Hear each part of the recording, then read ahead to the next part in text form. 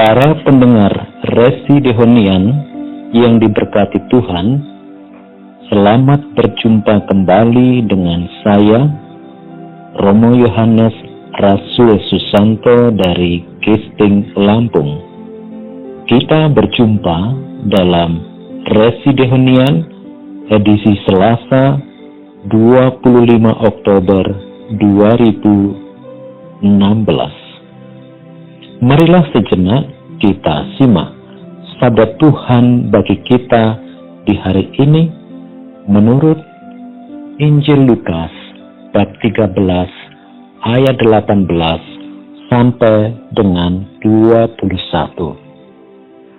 Pada suatu ketika Yesus berkata kepada orang banyak, "Seumpama apakah hal kerajaan Allah, dan dengan apakah Aku akan mengumpamakannya? Ia seumpama biji sesawi yang diambil dan ditaburkan orang ke kebunnya. Biji itu tumbuh dan menjadi pohon, dan burung-burung di udara bersarang pada cabang-cabangnya." Dan ia berkata lagi, "Dengan apakah aku akan mengumpamakan kerajaan Allah? Ia seumpama ragi yang diambil seorang perempuan dan diadukkan ke dalam tepung terigu 3 sukat sampai kamir seluruhnya." Demikianlah Injil Tuhan. Terpujilah Kristus. Saudara-saudari yang terkasih, dalam Injil, Tuhan Yesus mengibaratkan kerajaan Allah seperti biji sesawi dan ragi. Pertanyaan yang kita ajukan adalah, apa yang dapat diajarkan oleh biji sesawi dan ragi tentang kerajaan Allah?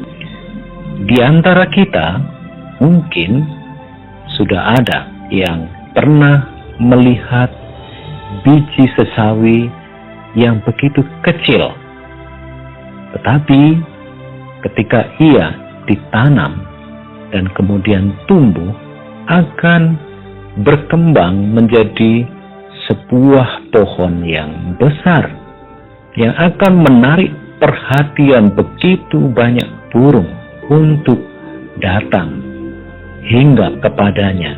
Karena burung-burung itu sangat menyukai biji-biji sesawi yang dihasilkan oleh pohon sesawi. Inilah cara kerja kerajaan Allah. Kerajaan Allah bekerja melalui hal-hal yang kecil di dalam hati manusia. Hati manusia yang menerima sabda Allah.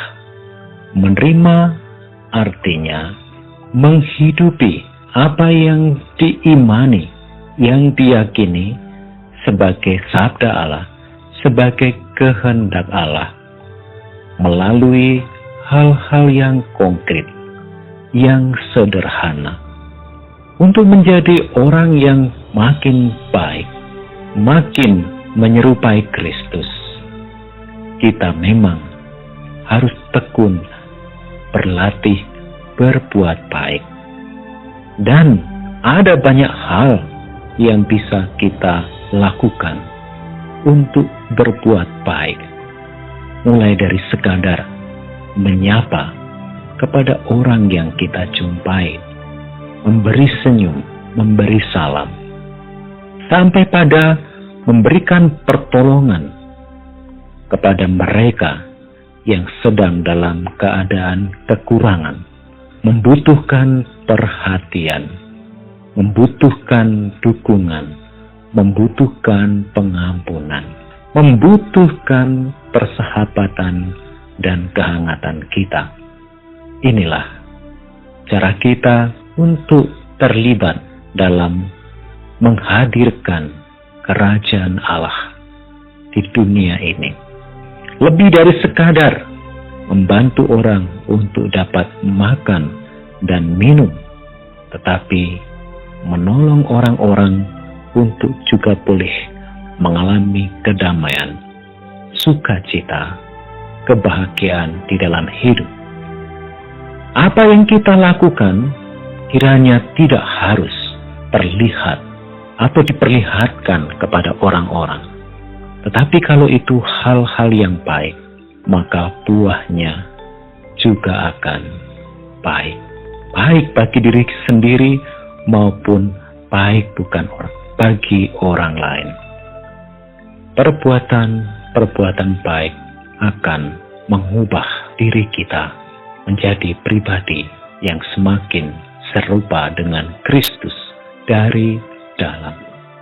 Dan berbicara tentang ragi, kita juga dapat memperhatikan betapa mengagumkan daya ubah yang dimiliki oleh ragi. Kita mungkin pernah melihat atau melakukan sendiri bagaimana ragi yang dicampurkan dalam adonan tepung dapat membuat perubahan pada tepung itu. Tepung itu berkembang, tepung itu menjadi lembut, dan tepung itu juga menjadi enak rasanya. Inilah cara kerja kerajaan Allah. Ragi dapat kita artikan sebagai roh Allah sendiri yang telah dicurahkan ke dalam hidup kita, orang-orang yang telah percaya kepada Kristus lewat pembaptisan. Roh itu yang mempunyai daya ubah.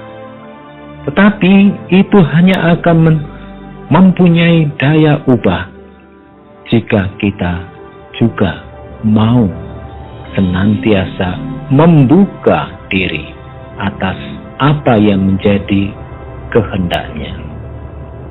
Jika kita terus bertekun untuk mengikuti dorongan roh di dalam diri kita, jika kita terus membaharui hidup kita dalam semangat roh yang telah diberikan oleh Allah sendiri kepada kita, maka sekali lagi ini juga bekerja secara diam-diam melalui perubahan-perubahan di dalam diri kita, sikap batin kita.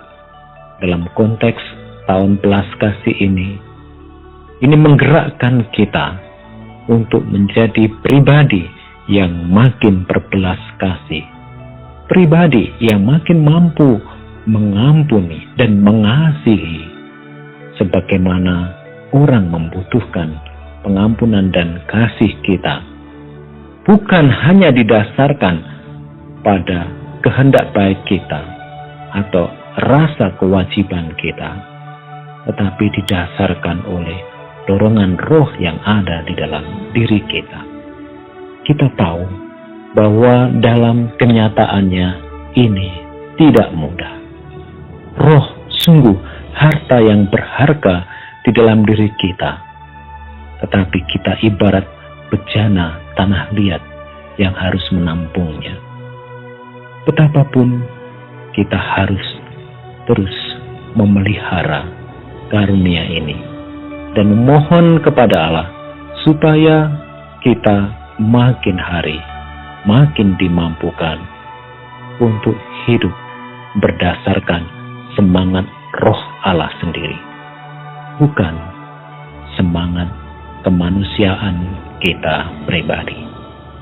Semoga hari ini hidup kita lebih diwarnai oleh perbuatan-perbuatan baik daripada hari kemarin.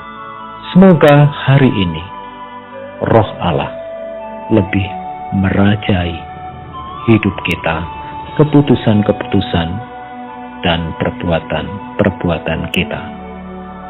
Tuhan memberkati kita. Amin.